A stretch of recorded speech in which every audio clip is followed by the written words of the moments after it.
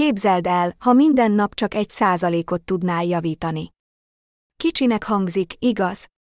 De egy év alatt ezek az apró javulások elképesztő, 37-szeres javulást eredményeztek. Gondolj bele!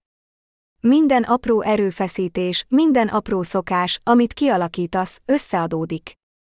Legyen szó napi néhány oldal olvasásáról, 10 perces gyakorlatokról vagy egy új szó megtanulásáról, ezek a fokozatos változtatások lendületet adnak. Az 1% szépség szabálya az, hogy fenntartható. Nem a drasztikus átalakításokról van szó, hanem a következetességről. Ha a kis nyereményekre összpontosít, magabiztosságot és rugalmasságot épít. Tehát a tökéletességre való törekvés helyett a haladásra törekedj.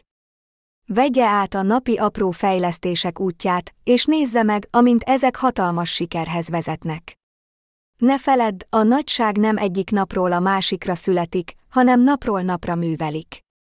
Ne felejts el lájkolni a videót és iratkozz fel a csatornára további tartalmakért.